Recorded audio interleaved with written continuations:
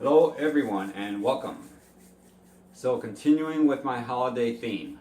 Last week I made you a Puerto Rican quesito, which is a puff pastry stuffed with the cheese on the inside. The week before that I made you the pumpkin pie. And this week I am going to be making a stuffed Seitan Loaf. And next week I am going to make a stuffed acorn squash. So I'm trying to keep it, a little varied for everyone. So today we're going to be making the stuffed Seitan Loaf. So let's get this started. So for a lack of time, I'm not going to go into portions in this recipe. I'm just going to put all the portions in the comments section, okay? So what you're going to need is bread, or I like using this. I get this at Whole Foods. If you have a Whole Foods, you can get this type of stuffing. It is vegan certified, and it's very simple ingredients, and it's really scrumptious. So if you don't have this, you can use Ezikiel bread and just toast it really toast it in the oven. Or just use your favorite vegan stuffing. You can use cornbread stuffing, or like I'm going to use multigrain. So, alrighty, so this is very simple. You're going to need field roast sausage if you can get that. The apple sage. So you're going to cut it up. I'm only going to make half because it's just for me. So I'm only going to use one sausage. This is the field roast sausage, the apple sage. Okay. I'm going to toast that up. That'll give you a nice flavor. If you can't find the apple sage, you go ahead and use the Italian. So there, it's round. You're going to need a leek. Like I said, I'm only making half. So I'll make a root, and I'll put the regular portions in the comments as I stated. So this is, you're going to let this saute for a good 3 to 5 minutes. Put in your I have 1 stick of celery, but you're going to need more than that. Put your celery, mushrooms. Cut them up to your liking. You slice them if you don't mind the texture. If people don't like the texture, chop it up in your food processor until pulp. You can do that.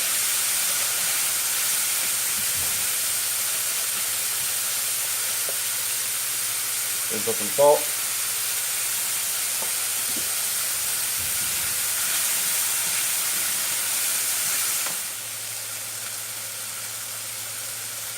So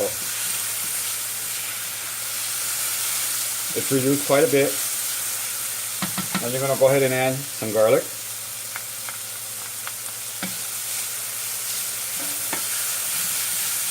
It's nice and fragrant. There you go.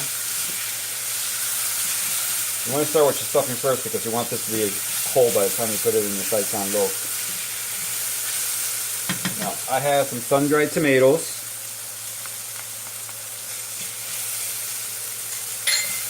I like the one in oil. Use whichever one you like. You want to add, I have also add apricots to this if you want. But I'm going to keep it simple. But if you want to add apricots, by all means do so. It comes out really tasty. I'm going to add some chopped pecans, roasted pecans that I roasted, and I just chopped them up. Put that in there. You don't want to add the pecans? Don't. You want to add cashews? Walnuts? Add walnuts. You don't want to add any? Don't add any.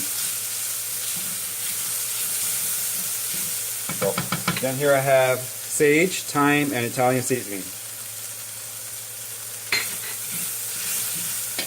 And then I'm going to use this.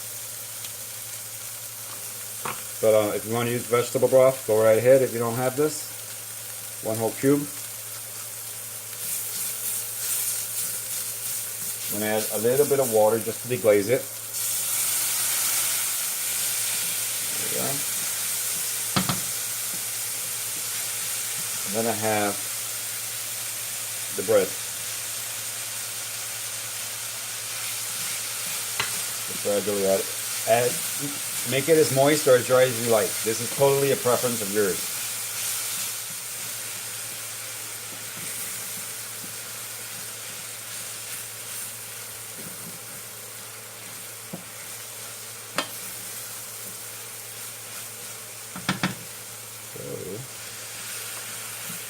That's it. Dry up a little bit more. Taste it for salt.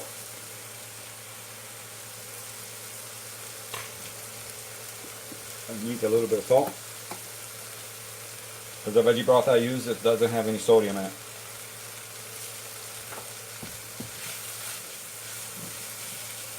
Take it off the heat and let it cool. That's what it looks like, guys.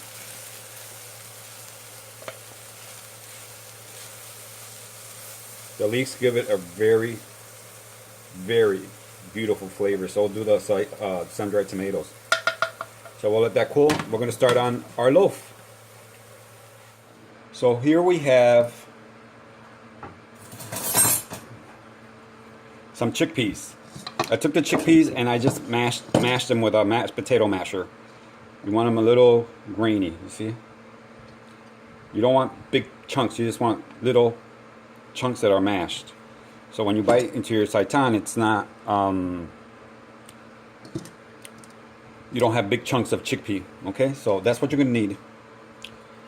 Then, to get the dry ingredients, that's gonna be part of your dry ingredients. You're gonna need some wheat gluten. This is wheat gluten, it comes in a bag. Okay, there's different brands out there, but this is one I like. So you're going to need some of this. You're going to need that. Where's my measuring cup? Like I said, I'm only making half a portion. So, 3 and a little bit for good luck. Okay? Now, you're going to need chickpea flour or soy flour, whichever one you like. Or if you don't have, or you can't get either one of them, just go ahead and use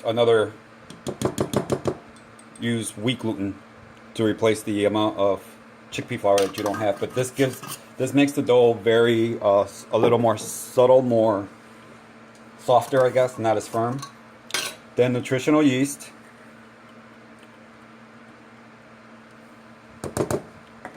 Okay. Then here I have thyme, sage, Herb De Provence. If you can't get Herb De Provence, just use Italian seasoning. I have fennel seeds and garlic powder, smoked paprika, and that's it.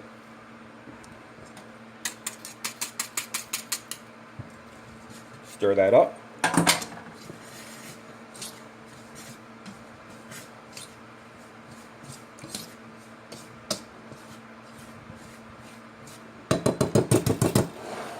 Then I have here veggie broth. I'm going to put some liquid aminos, soy sauce, coconut aminos, tamari, whatever you like, guys. But I'm using liquid aminos. Okay. And again, I'll put the portions on the bottom.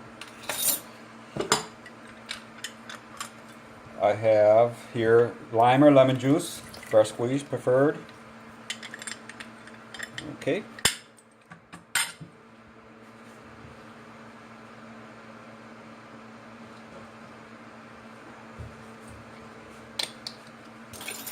I have here liquid smoke. This is the one I like using. Guys, this recipe is that simple, and I have some just olive oil.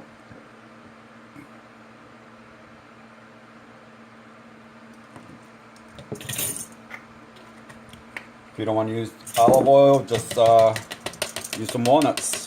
Put this in the blender, and then add the walnuts and mash it up and throw it in your puree. I have my seitan steak where it doesn't have refined oil.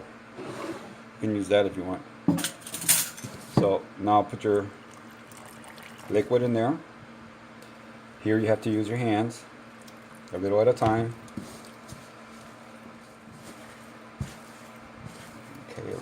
Seitan. Knead it. Get it all absorbed in traditional Seitan because this is gonna bake. So you need the moisture. Get yourself a rolling pin and at this point set your oven at 350 degrees. So at this point you want to get a nice piece of foil. I don't know, somewhere around probably for you like 16 inches long. And you're gonna take and spray some oil on it.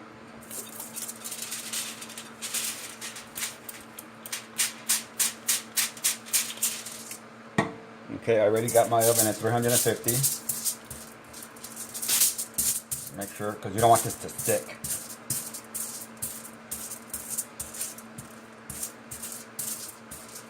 Alright, take your Seitan and you're going to roll it on here. Doesn't have to be perfect, guys.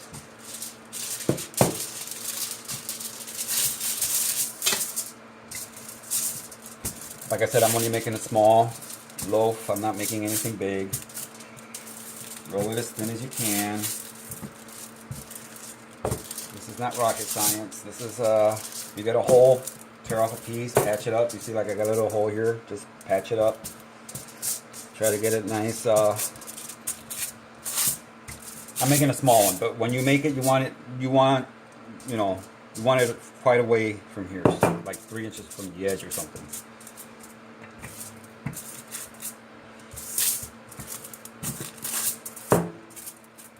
Try to get it nice and,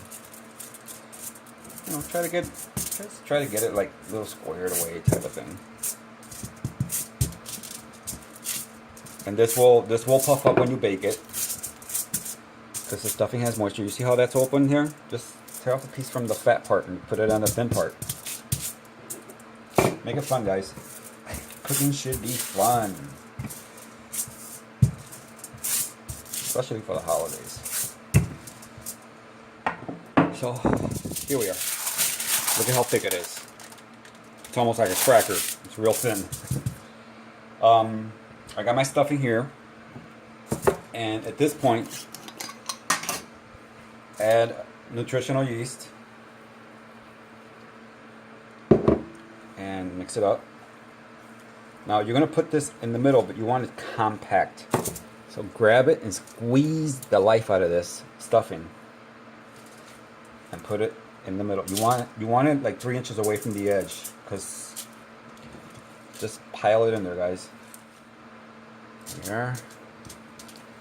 And all your stuffing should fit in there without any problema. If you're packing it, it should fit all in there.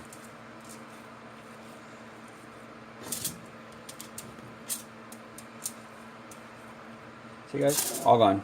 Nothing in here. Okay.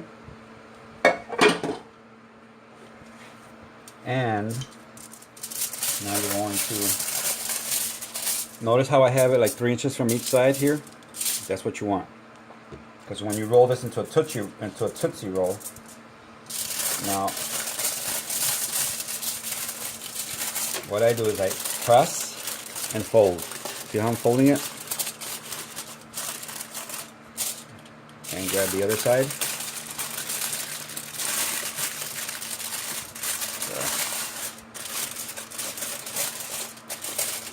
And tuck it in. See what I'm doing, so you can see what I'm doing.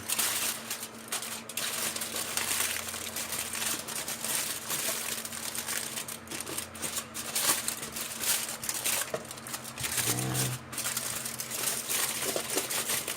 just fold it, grab the side, and roll it up like a tootsie roll. Same thing with this side. You see how, look, like almost like a gyros. Tuck it in and roll it. Like that, when it bakes, it's all sealed. Real tight. You want this real tight. There, guys. So here it is. Okay, so now we're going to bake this for an hour to an hour and a half. You want it nice and firm when you touch it. So what you're going to do is put it on a cookie sheet. Bake it, like I said, at 350 for an hour, hour and a half. And what you want to do is every 20 minutes, flip it. Because you don't want to get a hard crust on one side. So again, every 20 minutes, 15 to 20 minutes, just flip it. Okay? So I'll be back in an hour and a half. So here we are, folks. Here's the loaf. I took it out of the oven and I let it sit already for about a half hour. So this is what it looked like.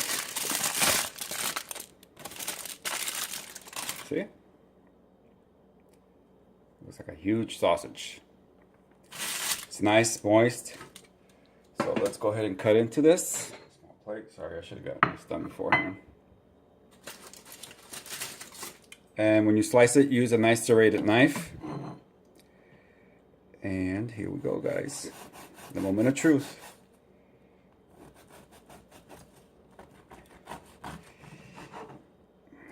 The first slice is always a mess. But here we go. And like I said, I made a small one because it's just me, but yours would be a lot bigger. And the size that I have is for about 6 to 8 servings, depending on what you're going to serve that day. Ooh, this is really hot. I'm burning myself. Probably should have let it sit for at least a half 45 minutes. Anyway, I just wanted to show it to you guys. Put the stuffing back in there. And when you let it cool, it'll hold a lot better than this. But there it is, guys. And I will be posting the recipe for my mushroom gravy. So I have a little bit here made. And just pour some of that gravy over it. And there you are. Well, guys, I'm going to taste this in front of you guys.